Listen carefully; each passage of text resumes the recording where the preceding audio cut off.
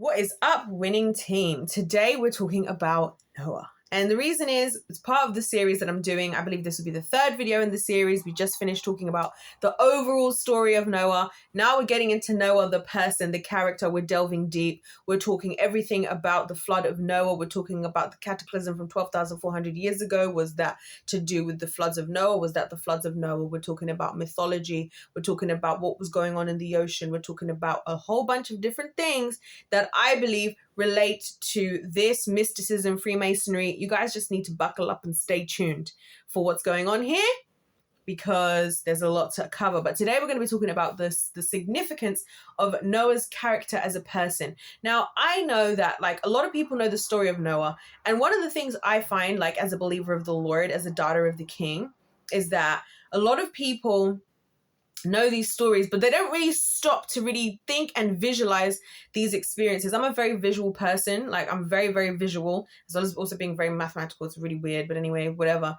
And so when I read through the Bible, I always try to visualize everything that I'm reading. I don't just read it and just like take it in as if like some harsh words or whatever, but I try to really visualize and like put myself in those people's shoes, like empathize with the characters, to really think about like what it took to be there. Because it's easy for us to say, oh, I want to be like Noah. God, would you use me like Noah? Use me like David? You know, a lot of people want to do, God, put me in this position. But do we really stop to think about what it took from those people?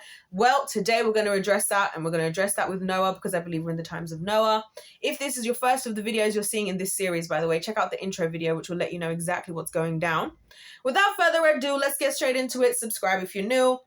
And we're going to start off with the simple fact that he alone was righteous. So we covered just now in Genesis that God had said he found favor with Noah because Noah was the only righteous one. He says, this is Genesis chapter 6, verse 9.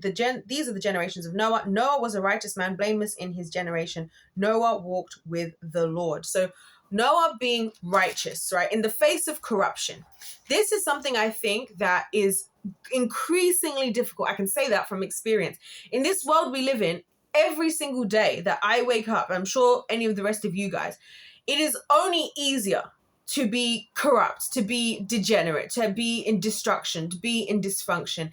The more that the world is going, the more that time is going on, as per the nature of entropy. Check out the God versus Science video if you want to know my whole theory about entropy in the Garden of Eden, right?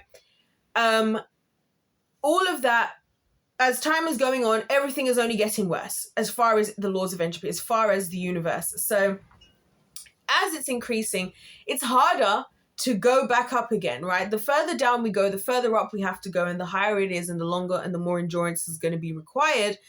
And also, the more people are going to start to give themselves excuses as to how we can make compromise. Because that's what the devil does. That's his best thing. He doesn't tell us. Everything that's happening in the world today, the devil didn't tell us 10 years ago or 20 years ago or 50 or 100 or 1,000 or 2,000 years ago that when we did these things, we were going to be here. He didn't do that. What he did is he just brought us a little bit further past what we wanted to do, and then a little bit outside our boundaries, and then a little bit outside our boundaries, and a little bit, we move up, we have a boundary, he brings us just out of it, and we create a new boundary, and then he brings us just out of it, and then we create a new boundary. And before you know it, we're here. And that's why people in the world today are like, oh my gosh, how is the world turned out like this? How is everything like this? I can't believe we're here. What even is happening in 2024? I'm like, what do you mean? What are you surprised about? Look back 10 years. Look back at what you were doing 10 years ago. Look back at what you were doing 5 years ago. Look back at what you were doing 2 years ago. Look back at what you were doing 20 years ago. What were you doing? How were you looking at the things that were happening in the world? And how were you responding to what was going on? Because were you using the power that the Lord gave you in whatever way, shape, and form? The smallest of powers that you have, by the way, guys, because I always talk about the powers with the people. Every single thing. The world and the state that it is in is a result of the sum of all of our actions collectively put together as a world. As humanity itself. So that's why it's a big deal to me that Noah, for him to really be standing on God and standing in righteousness, again means in right standing. Doesn't mean he was like the most perfect little prim and proper.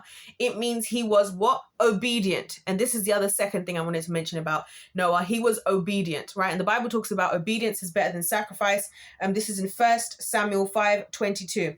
Obedience is better than sacrifice. Let's go there. And as we go there, I'm going to quickly just give you guys a little bit of a summary of what I feel like is important about the difference between obedience and sacrifice. So the Lord oftentimes, right? Obedience is like when the Lord tells you to do something and you just do it, right?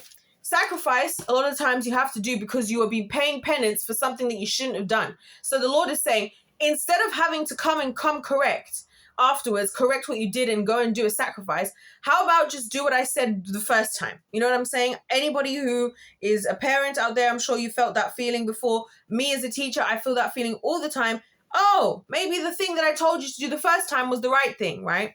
That's what the Lord is saying. Obedience is better than sacrifice. So a big thing about Noah was that he was obedient. So I'll just read from this point here. I'll read from verse 21. So this is 1 Samuel. But the people took of the spoil, sheep and oxen, the best that they devoted to destruction, to sacrifice to the Lord your God in Gilgal. And Samuel said, so I believe this is a part where they were not supposed to take anything because the Lord had told Saul not to take anything from the enemies. Anyway, and then it goes on to say, and Samuel said, has the Lord as great delight in burnt offerings as sacrifices, as in obeying the voice of the Lord? Behold, to obey is better than sacrifice, and to listen than the fat of rams. For rebellion is as the sin of divination, magic, witchcraft, rebellion. So we're seeing a connection between rebellion and witchcraft. Jeez. And presumption is as iniquity and idolatry. Because you have rejected the word of the Lord, he has also rejected you from being king. So I believe this is so this is the part where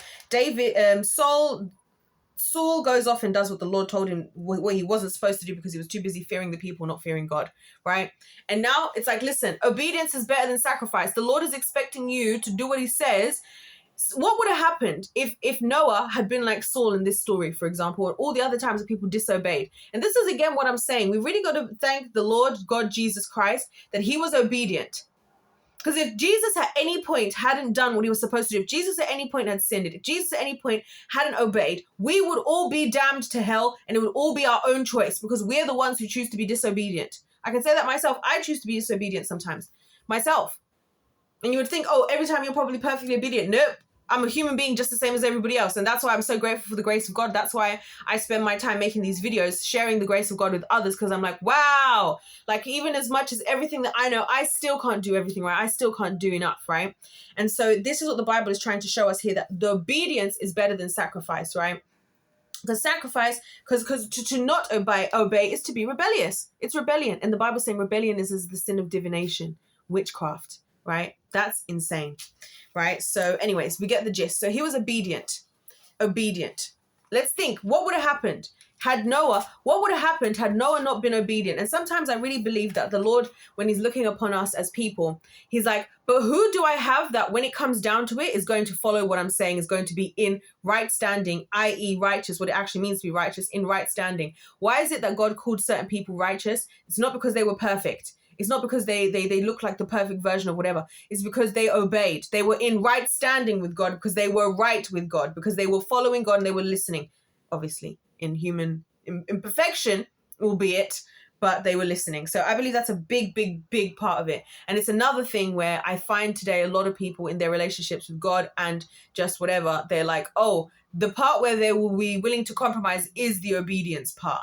It will be like, oh, I love Jesus and I receive Jesus and whatever, but like I'm doing this and I want to do this regardless anyways. Don't get me wrong, we all have our struggles and we all have things we're working through and it's a journey. We've been saved, we are saved and we're being saved, right? But also, like, let's not manipulate the Lord as well. So that's why I get where he's saying rebellion, what is it? Rebellion is as a sin of divination. It's like if you think you can just take what you want and mix it around and manipulate the word of God. Manipulation is exactly what witchcraft means, manipulation and control. So the next thing I've put here about our good old buddy here, Noah, is that he trusted in God over his circumstances. He trusted in God over his circumstances. So he trusted that even though what God is telling him to do looks crazy. And again, this takes resilience. How many people do you think were looking at this dude like, why are you spending all this time? Oh, look at Noah, he's still at it. It's been year 1, it's been year 2, all the way to 120 years it took him to build this ark. I don't know if he had help. I don't know if anybody would have cared to help. I don't know if anybody would have stuck it out to the very end of 120 years. Like, what is this ark even for? But anyways, Noah built that ark. And I can imagine, again, visualizing being in the situation that people would probably be like, what's all the hullabaloo? Like, what's so deep about this ark that you need to build? Like, just chill, bruh.